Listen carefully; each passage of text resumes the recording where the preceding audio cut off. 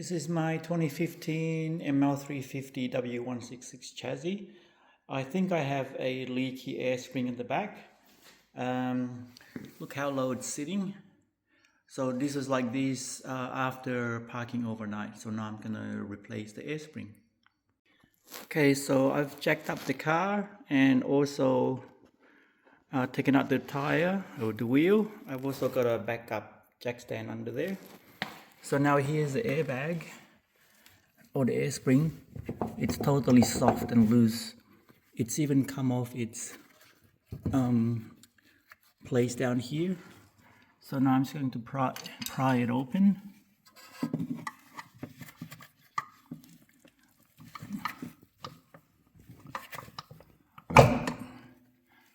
So that's out. And now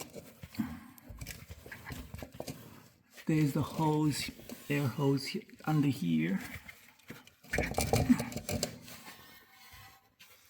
Right there. Right there, they have to undo. So I'll do that now.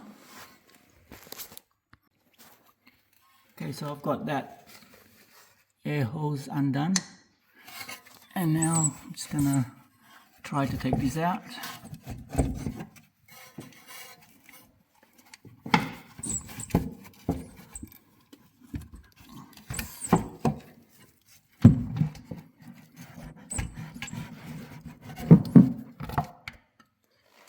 Okay, that's come out. So this is the new air spring, and that's the old one. It came with this valve. Okay, that we replaced. It also has the inbuilt O-ring there. Now, there's two parts to here. So if I pull this out,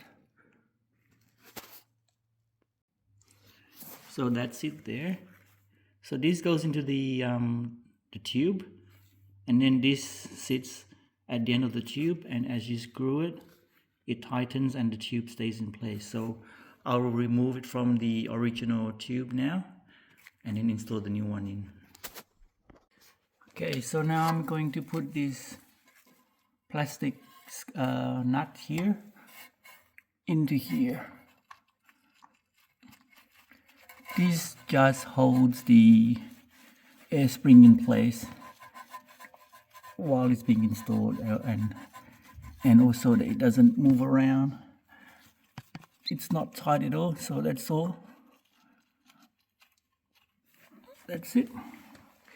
And now I'll put in the new air spring.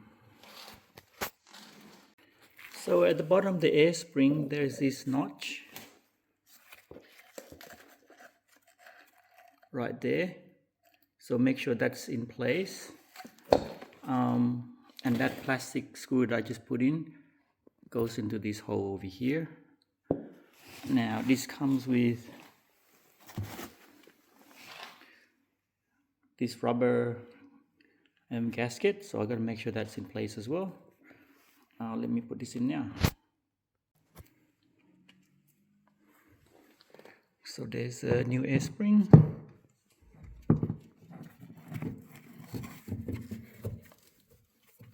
I'm going to connect that air hose first and then push it in up to this, and then put the wheel in and then lower the car so that will expand so that it will fit properly. But I gotta make sure that down here it sits on that little notch. So I've got that in place now, and it's just hanging on from the top screw up there, and now there's a bit of distance there from that to the bottom. So I'm just going to put in the wheel and just lower it slowly to make sure it lines up before I start the engine so that it can pump up the air.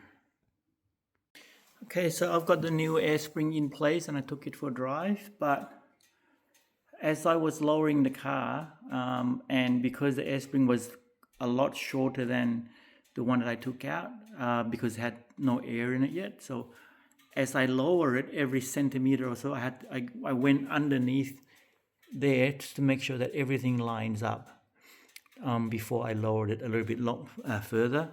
I lowered it almost all the way, and then I started the engine and I raised the car, and I heard a pop when the spring clipped into place, and I took it for a drive and it looks pretty good now.